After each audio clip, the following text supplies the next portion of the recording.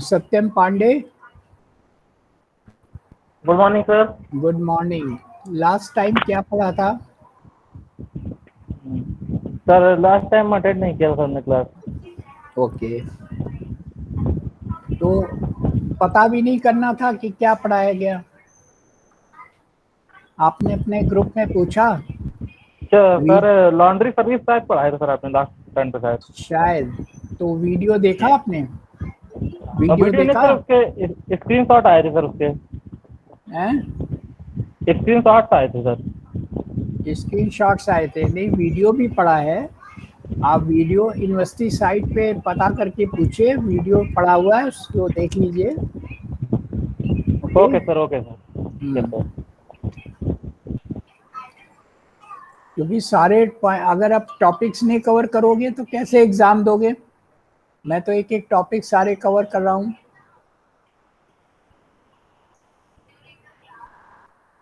Ask everybody to join early, otherwise I'll start within few minutes.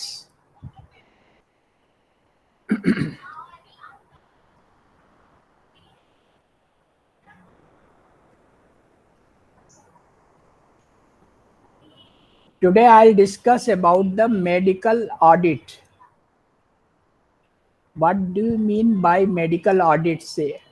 इसका मतलब anybody knows? Medical audit, audit का मतलब समझते हैं? सोनम सोनम अग्निहोत्री,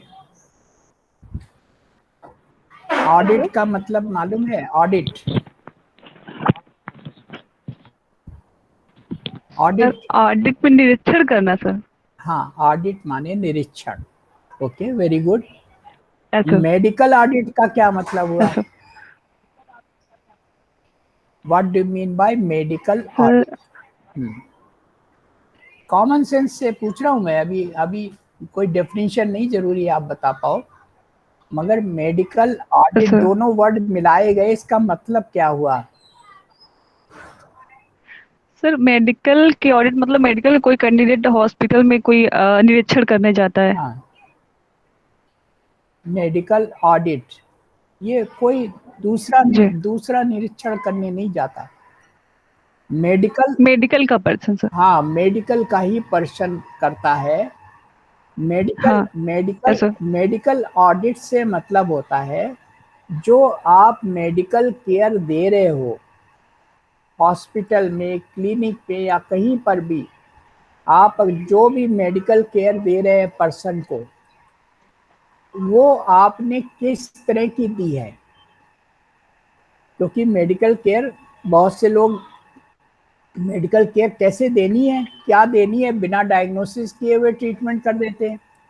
हम्म, जिन्होंने पढ़ा नहीं है, क्वैक्स हैं, वो क्या करते हैं, उनको जो भी मरीज आया सबको एक ही इंजेक्शन लगाना, क्योंकि उन्होंने पढ़ाया नहीं, डायग्नोसिस करने से मतलब नहीं, उसको कुछ भी इलाज कर दिया उन्होंने, मेडिकल केयर में कुछ भी किया। तो ऐसी चीज़ों का इंस्पेक्शन होकर के फायदा होगा कि नहीं?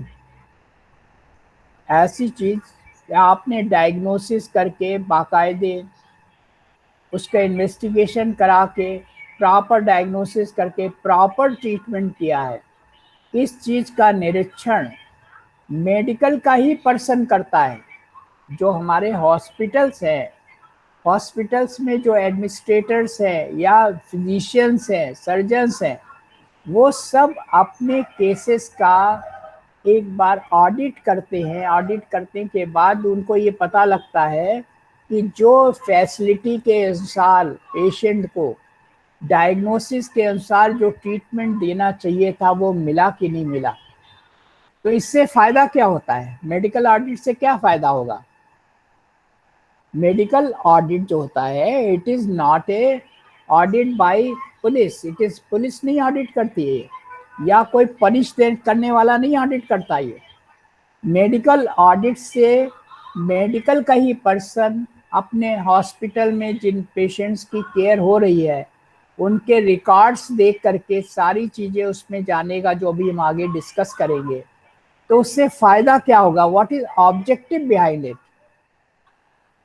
इससे ऑब्जेक्टिव क्या है, ऑब्जेक्टिव क्या समझ में आता है, क्या ऑब्जेक्टिव होगा? यस, अगर मेडिकल ऑडिट किया जाता है तो इसका ऑब्जेक्टिव यानी गोल क्या है, why it is done? Anybody? इतना समझाने के बाद कुछ तो आपके दिमाग में बात उठनी चाहिए कि मेडिकल ऑडिट क्यों किया जा रहा है। Sir, to improve the medical care given to the patient in the yes, hospital. Very good point, very good point, कि हम मेडिकल केयर में अगर कोई त्रुटि हो गई है, डायग्नोसिस करने में कोई त्रुटि हो गई है, जो इन्वेस्टिगेशन हो जाना चाहिए था वो नहीं कराया गया, अगर उस समय करा लिया जाता तो ये ट्रीटमेंट चलता, तो उससे अगर एक पॉइंट निकल के आ जाता है ग्रुप में, जो फिजिशियंस का ग्रुप है, जो सर्जन्स का ग्रुप है, तो जो अदर पर्सन्स, अदर पेशेंट्स आएंगे तो उनको उसका लाभ मिलेगा। और इस तरह से एक तरह से अचीवमेंट हॉस्पिटल का अच्छा होगा। यू कैन कंपेयर कि जितने पेशेंट आए, 100 पेशेंट आए, उसमें से जो बहुत सीरियस थे 5-6 उनकी तो डेथ होनी थी अलग बात, मगर 95% ठीक होकर के गए। वो कैसे पता लगता है? ऐसी इन्हीं चीज़ों से पता लगता है कि हमने मेडिकल केयर अच्छी करी कि नहीं। अब पता चला 100 पेशेंट आए, 5 तो बहुत सीरियस थे, उनको जाना ही जाना था, और 25-30 ऐसे चले गए जिनकी केयर कायदे से नहीं हुई।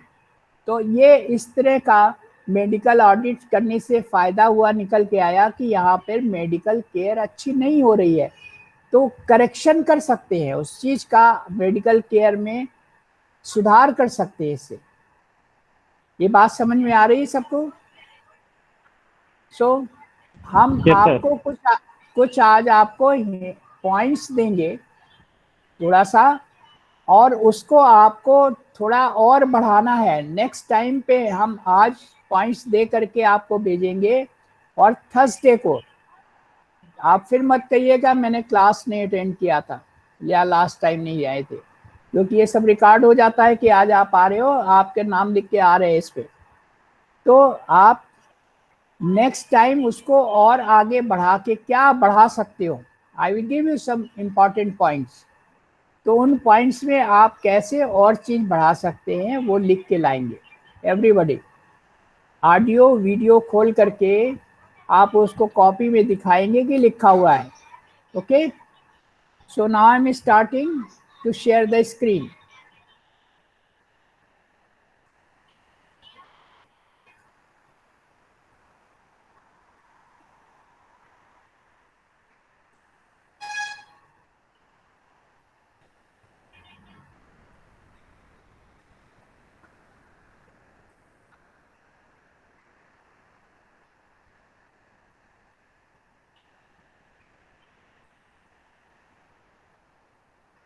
Screen is visible? Screen visible हो गई? Yes, sir. Yes, sir. Yes, okay, sir. Screen और साउंड भी Yes, क्लियर sir. है?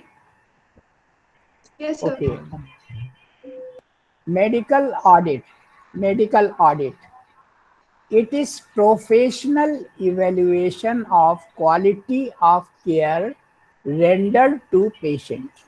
सिंपल डेफिनेशन है प्रोफेशनल इवेल्युएशन। प्रोफेशनल यानी अभी जो मैंने बताया था, इसको कोई ऑडिट दूसरा नहीं करता, अकाउंट सेक्शन का पर्सन नहीं करेगा, पुलिस का पर्सन नहीं करेगा, इसको प्रोफेशनल लोग कौन है? डॉक्टर्स। डॉक्टर्स मीन्स मेडिकल का केस है तो फिजिशियन, सर्जरी का केस है तो सर्जन। तो फिजिशियन और सर्जन दे आर प्रोफेशनल्स। वो इवेल्युएट करेंगे, इवेल्युएट माने मूल्यांकन करेंगे, काहे का? Quality of care render to patients, patients को जो केयर दी गई है उसके बारे में इवेल्युएशन करेंगे। जैसे आपका एडमिशन होता है, आपने बीएचए में एडमिशन लिया, आपको पढ़ाया जा रहा है, उसके बाद लास्ट में एग्ज़ाम होंगे ना, एग्ज़ाम तो यूनिवर्सिटी लेगी या कोई सड़क चलता हुआ आदमी लेगा या पुलिस लेगी? यूनिवर्सिटी में एडमिशन है तो यूनिवर्सिटी के अथॉरिटी लेगी आपका एग्जामिनेशन, इवेलुएट करेगी, और आपके टीचर क्वेश्चन देंगे और आपको क्वेश्चन पेपर को इवेलुएट करेंगे। वैसे ही मेडिकल को जो केयर करने वाले लोग हैं, वहाँ पर एक हॉस्पिटल में सपोज करिए 10 डॉक्टर्स हैं। अब वो 10 डॉक्टर ने पूरे महीने में 100 केसेस देखे जो इंडोर में एडमिट हुए। अब उनकी फाइलें बनी हुई हैं, तो वो फाइलें जो रिकॉर्ड मेडिकल रिकॉर्ड बना है, उस मेडिकल रिकॉर्ड की ऑडिट करते हैं। कौन करेगा? वहीं के जो हेड होंगे, सर्जरी के जो हेड होंगे मेडिकल के, वो सब फाइलों में पढ़ेंगे। क्या पढ़ेंगे? कि जो मेडिकल केयर पेशेंट को दी गई है उसकी प्रॉपर डायग्नोसिस हुई, प्रॉपर इन्वेस्टिगेशंस हुए, प्रॉपर ट्रीटमेंट दिया गया और उसकी क्या रिजल्ट निकला, इन सब चीज़ों को देखेंगे। अगर उसमें कोई चीज़ कमी है तो उस कमी को अगले केसेस जो आने वाले हैं उसमें सुधार करेंगे। तो मेडिकल ऑडिट का पर्पस क्या हुआ? कि हर चीज़ इवेल्युएट की जाए, मूल्यांकन किया जाए क्वालिटी ऑफ केयर। तो सिंपल लैंग्वेज में डेफिनेशन क्या हो गई? Professional evaluation of quality of care rendered to patients. ये डेफिनेशन सबको क्लियर है? Hello? Yes sir. Okay. Yes, sir. This highlights the problems and shortcoming of great value. हमने आपको हर चीज पॉइंट्स में देने की कोशिश की है, इसलिए कि इन पॉइंट्स को आपको इलेबोरेट करना है। इन पॉइंट्स को बढ़ा करके आपको ऐसे टाइप में लिख के लाना है बताने के लिए। हाइलाइट्स प्रॉब्लम्स, यानी इससे बहुत सारी बातें पता लग जाती हैं मेडिकल केयर में कौन सी बीमारी। जैसे आजकल मेडिकल केयर में एकदम से क्या हुई प्रॉब्लम? कोरोना की सारी बीमारियां सब दब गई। सारी बीमारियों की केयर उतनी ज़्यादा नहीं, क्योंकि एक भयावह स्थिति आ गई कोरोना वाली, और उसमें जल्दी जल्दी डेथ्स हो रही थी। तो सारे हॉस्पिटल के बेड्स रिजर्व कर दिए गए कोरोना केसेस के लिए, और उसमें ऑक्सीजन की कमी, कहीं दवाइयों की कमी, ये सारी क्या शॉर्ट कमिंग्स और प्रॉब्लम्स, इससे ये पता लगी। Highlight problems and short coming of great value. उससे ये जब बातें पता लगी तभी तो अरेंजमेंट किया गया। ऑक्सीजन की कमी इतनी थी तो ऑक्सीजन को कहीं से ट्रांसपोर्ट किया गया, बाहर से आई ऑक्सीजन, कंसंट्रेटर से ऑक्सीजन बनाई गई एटमॉस्फेयर से। ऑक्सीजन कंपनी जो बनाने वाली थी उससे ज़्यादा प्रोडक्शन करने को कहा गया। तो ये सब क्या हुआ? जब प्रॉब्लम्स और शॉर्ट कमिंग्स आई तो हॉस्पिटल की कम्युनिटी उसको रीड करके बताती है, और उसके हिसाब से मेडिकल केयर की सर्विसेज देने का प्रावधान किया जाता है। तो मेडिकल ऑडिट क्या करता है? Highlights problems. जो प्रॉब्लम्स हैं उनको हाईलाइट करेगा, यानी उनको बताएगा निकाल करके। शॉर्ट कमिंग, जो कमियां हैं ग्रेट वैल्यू की, उन सबको बताएगा। तो इसका पर्पस ये है मेडिकल ऑडिट का। ओके, क्लियर है बात? It is clear to everybody? Yes, sir. Yes, sir. Okay. It can answer the following questions. अब मेडिकल ऑडिट में बिल्कुल हमने पॉइंट वाइज चीज लिखी है, इसको ही आप पढ़ करके इसको आप बढ़ाएंगे। पहला, what did the patient have. जब पेशेंट हॉस्पिटल आ रहा है तो उसको क्या प्रॉब्लम है, क्या है उसको? तो वो उसको कैंसर हो सकता है, उसको ब्लड प्रेशर हो सकता है, उसको डायबिटीज हो सकती है, उसकी बीमारी। उसकी मेडिकल केयर किस बात की करनी है, पहले तो हमें मालूम होना चाहिए पेशेंट के पास, पेशेंट को क्या है। दूसरा, what was done for him, और उस बीमारी के निवारण के लिए हॉस्पिटल में क्या किया गया।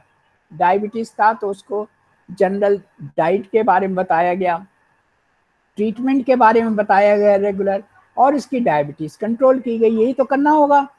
तो क्या क्या किया गया उसके बारे में ये लिखा जाएगा, ये देखा जाएगा।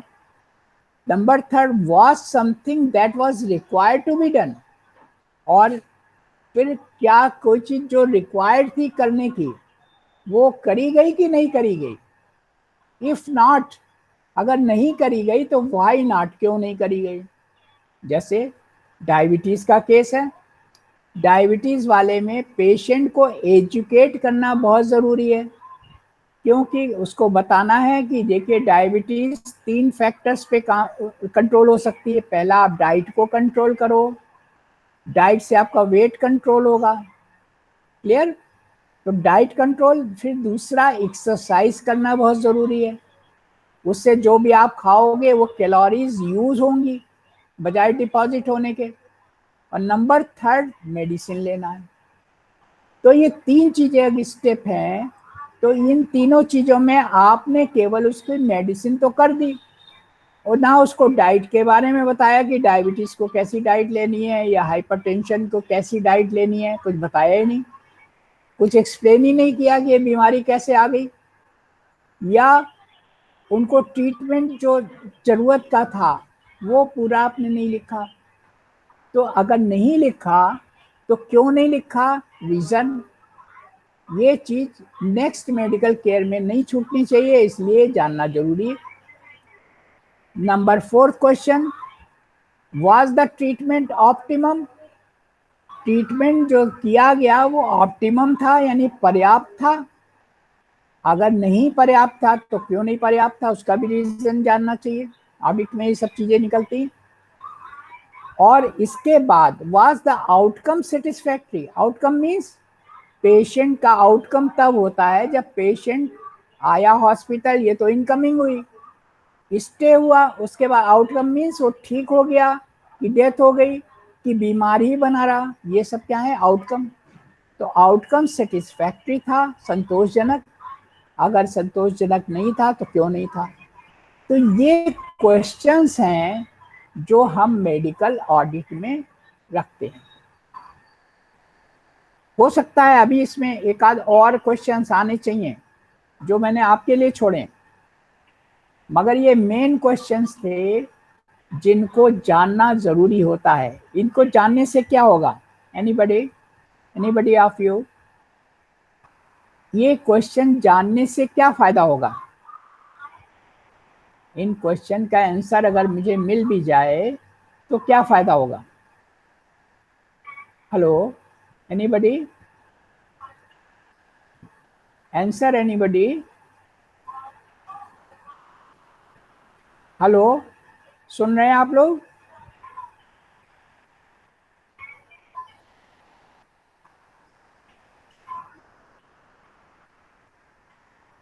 आप लोगों को आवाज आ रही है? केतन कुमार, केतन कुमार, इन्होंने ज्वाइन करके कहीं रख दिया and he is not in the class. Sonam Agnihotri, sir हाँ, क्या मैंने पूछा? आपको सर सुनाई दे रहा इससे था मैंने? हाँ हाँ सर, वॉइस नॉट प्रॉपरली। ये अब जब आपको कुछ आप थे नहीं मोबाइल के पास तो आप ऐसे ही बोलोगे।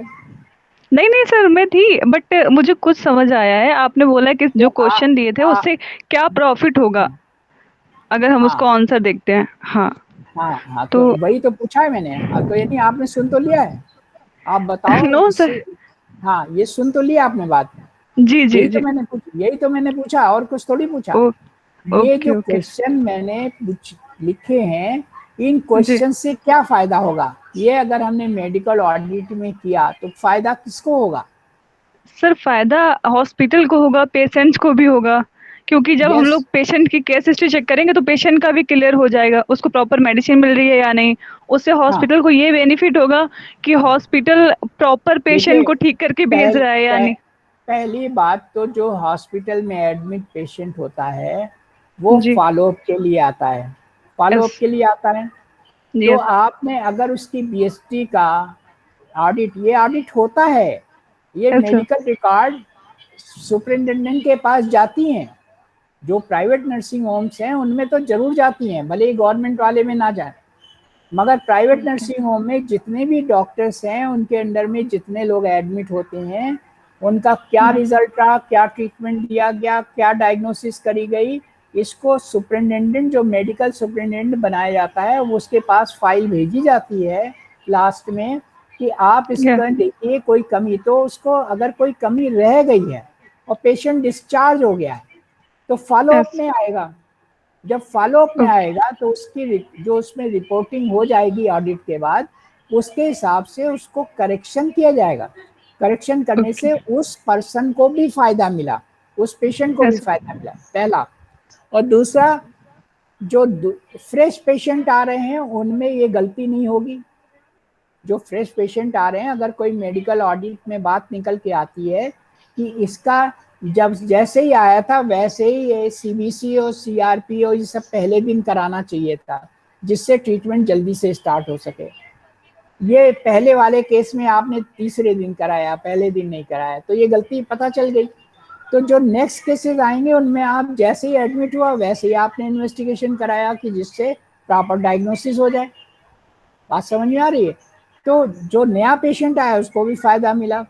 और तीसरा फायदा हॉस्पिटल को क्या फायदा होगा कि जो पेशेंट्स आएंगे उनका प्रॉपर डायग्नोसिस इन टाइम हो जाएगी, अच्छा ट्रीटमेंट मिल जाएगा। तो patient mouth to mouth publicity करेगा कि यहाँ पेशेंट की केयर बहुत अच्छी होती है, ट्रीटमेंट बहुत अच्छा होता है और जल्दी से ठीक हो जाते हैं और डिस्चार्ज हो जाते हैं। तो आपकी हॉस्पिटल की पॉपुलैरिटी बढ़ेगी, फेम बढ़ेगा, यानी उस पेशेंट को भी फायदा मेडिकल ऑडिट का, नेक्स्ट जनरेशन जो पेशेंट की आने वाली उसको फायदा, और हॉस्पिटल को भी फायदा कि उसकी पेशेंट की अटेंडेंस बढ़ेगी और फेम मिलेगा। तो ये फायदे हुए मेडिकल ऑडिट के। Yes sir. ओके, तो यस। इन बातों का जवाब देना चाहिए ना जब हम पूछते हैं। आप लोग पता नहीं मोबाइल रख के कहाँ पर चले जाते हैं कि आप पूरी बात नहीं सुनते हो। Okay, okay. Now clinical care of patient depends primarily. कायदे से जो क्लिनिकल केयर पेशेंट की, क्लिनिकल केयर माने जिस समय पेशेंट बीमार है, उसको सिम्टम्स हैं, साइंस हैं, तो उनकी केयर जो करता है प्राइमरली डिपेंड करती है on the competency of attending physician और सर्जन। अगर फिजिशियन ट्रीटमेंट करने वाला कॉम्पिटेंट है या सर्जन कॉम्पिटेंट है तो क्लिनिकल केयर अच्छी होगी। इसलिए हॉस्पिटल के रिकॉर्ड बहुत जरूरी होते हैं एग्जामिन करने के लिए। So hospital records are for critical examination. Critical examination माने क्रिटिकल क्या चीज होती है? What is critical? क्रिटिकल का मतलब क्या होता है? टफ सर, टफ, कठिन। Critical condition. क्रिटिकल कंडीशन, उससे नहीं जोड़िए। क्रिटिकल माने जहां पर तार्किक बात करिए, तर्क निकालिए। किसी ने कहा ये यस बिल्कुल सही है, आपने कह दिया यस, ऐसा नहीं है। अगर उसमें कमी है कोई तो आप उसको नो भी कहिए। क्रिटिक्स निकालिए, उसमें आप कुछ ना कुछ, कोई चीज कमी रह गई उसको निकालना क्रिटिक्स कहलाता है। तो हॉस्पिटल रिकॉर्ड से क्या आपको मिलेगा कि हॉस्पिटल रिकॉर्ड जो बनाया जाता है, पेशेंट को एडमिट किया, आपको सबको पता है बीएचटी कहलाती है, बेड हेड टिकट। जब पेशेंट एडमिट है उस बेड पर, तो वो उसका बेड है, उसके हेड का अलॉट हो गया ना बेड, उसका टिकट, यानी उसमें जो बीमारी है उसके रिकॉर्ड सारा रखा जाता है, प्रॉब्लम्स क्या है, इन्वेस्टिगेशन क्या हुए, ट्रीटमेंट क्या हुआ, सब लिखा जाता है ना, दैट इज रिकॉर्ड। तो हॉस्पिटल रिकॉर्ड का क्रिटिकल एग्जामिनेशन करना चाहिए, नहीं कि हाँ वो पन्ने पलटते गए और यस यस यस यस सही करते गए, ऐसा नहीं करना चाहिए। आई बात समझ में?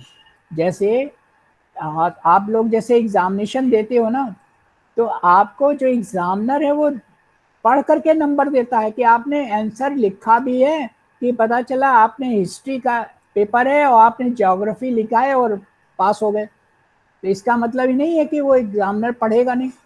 हिस्ट्री का पेपर है तो हिस्ट्री की बात लिखोगे तभी वो आपको नंबर मिलेंगे, और नहीं तो अगर आपने ज्योग्राफी लिख दी तो वो क्रिटिकली वो काट देगा, जीरो कर देगा। बात समझ में आ रही है आपको? तो हॉस्पिटल रिकॉर्ड इसलिए होते हैं, क्रिटिकल एग्जामिनेशन के लिए होते हैं। और उससे फायदे क्या होते हैं? दो मेन फायदे हैं। Compare with achievements of other hospital, आप उससे कंपेयर कर सकते हो अचीवमेंट के लिए, हमारा हॉस्पिटल क्या अचीव कर रहा है और बगल के हॉस्पिटल क्या अचीव कर रहे हैं।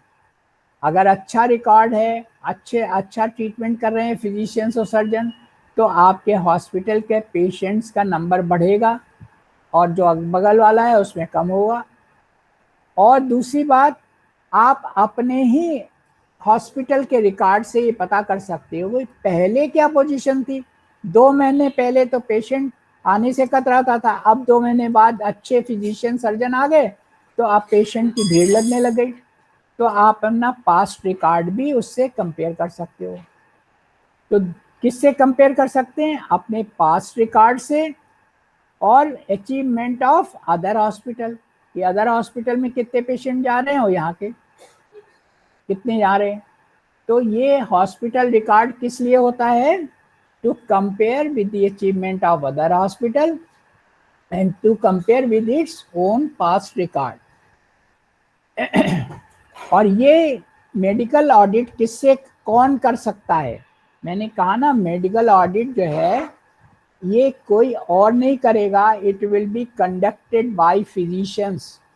जो ट्रीटमेंट करने वाले फिजिशियंस हैं उनमें सब कमेटी बन जाती है, एक कमेटी बना लेते हैं, एक हेड रहता है, एक उसके अंदर में चेयरमैन होता है, एक होता है, ये सब मिल करके उस चीज़ को कंडक्ट करते हैं और ये एनालिसिस करते हैं कि हमारे हॉस्पिटल की ये फैसिलिटीज़ हैं। हमारे वहाँ पैथोलॉजी भी है, हमारे रेडियोलॉजी भी है, हमारे पास सीटी स्कैन भी है, अल्ट्रासाउंड भी है, ये सारी फैसिलिटीज़ हैं। उन सारी सर्विसेज को पेशेंट को जिसको ज़रूरत थी दी गई या नहीं दी गई? पता चला अल्ट्रासाउंड वहाँ पे है मगर अल्ट्रासाउंड पेशेंट का करा नहीं जा रहा है और ज़रूरत भी है। बहुत बार ऐसा हो जाता है। तो क्यों हुआ ऐसा, ये जानना जरूरी है। तो फैसिलिटीज़ के हिसाब से सर्विसेज दी जा रही कि नहीं।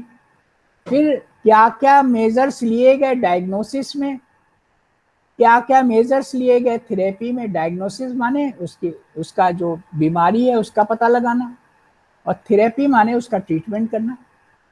और अदर एक्टिविटीज़ में मतलब फैसिलिटी डाइट की है, अच्छी डाइट दी गई कि नहीं दी गई।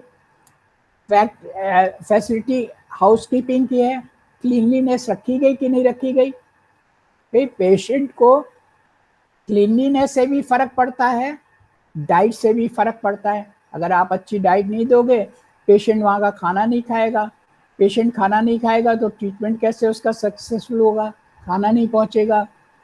पेशेंट के पास क्लीनलीनेस नहीं होगी तो बजाय ट्रीटमेंट से ठीक होने के इन्फेक्शंस बढ़ते जाएंगे। तो सारी एक्टिविटीज़, फैसिलिटीज़ और सर्विसेज की एनालिसिस करना ये काम होता है मेडिकल ऑडिट में। Okay, so medical audit is not punitive और पुलिस एक्शन। ये कोई पनिशमेंट देने के लिए नहीं होता, पुलिस का एक्शन नहीं होता। ये एक इवेल्युएट करने के लिए टूल है। इवेल्युएट माने हमें उसका मूल्यांकन करने का टूल्स। जैसे आप कोई गाड़ी खरीदते हो ना, साथ में आपको टूल्स दिए जाते हैं। जब परेशानी आए तो आप उन टूल को यूज़ कर लीजिए, पंचर हो जाए तो पहिया बदल लीजिए, वो टूल्स कहलाते हैं ना। वैसे ही ये परीक्षण करने का एक टूल है कि हम पेशेंट क्यों नहीं ठीक हो रहे हैं, पेशेंट क्यों भाग रहे हैं इस हॉस्पिटल से, वो आप सारा परीक्षण कर सकते हैं मेडिकल ऑडिट से। उसका एक मेथड है ये।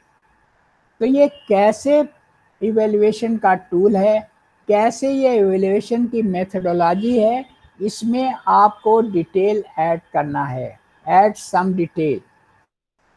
Is it clear to everybody? Everybody understood कि आपको क्या चीज ऐड करनी है? ये क्वेश्चन मैंने यहीं पे पुटअप कर दिया है। ओके, फिर and result of care. Last में आपकी बीएसटी में क्या लिखा होता है? And result. पेशेंट रिकवर हुआ, पेशेंट जो बीमारी लेके आया था एकदम ठीक हो गया, या रिकवर पूरी तरह से नहीं हुआ, इम्प्रूव हो गया। दो बातें। जैसे बहुत सी बीमारियां होती हैं वो कभी ठीक नहीं होती, जैसे blood pressure, high blood pressure control तो हो जाएगा मगर ब्लड प्रेशर की बीमारी हमेशा के लिए जाएगी नहीं, कंट्रोल होगी। डायबिटीज़ कंट्रोल हो जाएगी, बीमारी हमेशा के लिए नहीं जाएगी, तो उसमें रिकवरी नहीं हुई। रिकवरी किसमें, फीवर है, फीवर रिकवर हो गया, खांसी है, रिकवर हो गई। मगर कुछ बीमारियां रिकवर नहीं होती, कंट्रोल होती है, तो हम लिखते हैं इम्प्रूव्ड। पेशेंट में अगर कंट्रोल हो गई, डायबिटीज कंट्रोल हो गई, तो हम क्या लिखते हैं, पेशेंट इम्प्रूव्ड। और डायबिटीज नहीं कंट्रोल कर पाए, ब्लड प्रेशर नहीं कंट्रोल कर पाए, तो बीएसटी में क्या लिखेंगे, नॉट इम्प्रूव्ड। बहुत से लोग ऐसे भी पेशेंट आते हैं जो उनको ट्रीटमेंट नहीं चाहिए, नॉट ट्रीटेड, केवल पता नहीं छुट्टी के लिए एडमिट हो जाते हैं, तो आप उसमें डेफिनेटली लिख दिया जाता है बीएसटी में नॉट ट्रीटेड। और कुछ पेशेंट केवल डायग्नोसिस के लिए एडमिट होते हैं, तो उसमें लिखा गया इन फॉर डायग्नोसिस ओनली, यानी ये पेशेंट अपने को एडमिट किस लिए कराया था कि उसको डायग्नोसिस नहीं हो पा रही थी, इन्वेस्टिगेशन पॉसिबल नहीं थे, तो डायग्नोसिस के लिए केवल एडमिट हुआ। और कुछ पेशेंट ऐसे क्रिटिकल होते हैं कि वो डाइड, डेथ हो गई उनकी। तो ये क्या होता है, एंड रिजल्ट लिखा जाता है हर बीएसटी में। जब आप जाओगे हॉस्पिटल तो उसमें देखोगे जहाँ पे पहले पेशेंट का सारा रिकॉर्ड होता है, name, age, sex, residence, address और उसका मोबाइल नंबर, ये सब होता है। उसी में एक कॉलम होता है लास्ट में, and result of the care. उसमें एंड रिजल्ट ऑफ केयर में जब पेशेंट डिस्चार्ज हो रहा होता है तो जो ट्रीटिंग डॉक्टर है वो रिमार्क लिखता है, recovered, improve, not improve, not treated या डाइड। तो इस सब चीज़ों का जब आप मेडिकल ऑडिट में लोग देखते हैं तो उसमें क्वेश्चन उठाते हैं क्रिटिकली, भाई ये पेशेंट क्यों डेथ हो गई, व्हाट वाज द रीज़न। तो उसमें जो अगर इन्वेस्टिगेशन में ऐसी कुछ सीरियस बात लिखी हुई तो ठीक है, अगर नहीं है तो डिस्कशन का मैटर बनता है आपस में फिजिशियंस और सर्जन में, जिससे अगले पेशेंट में वो मेडिकल केयर में चूक ना होने पाए। तो medical care is for the upliftment of the hospital. So this is all about, you will have to add something here.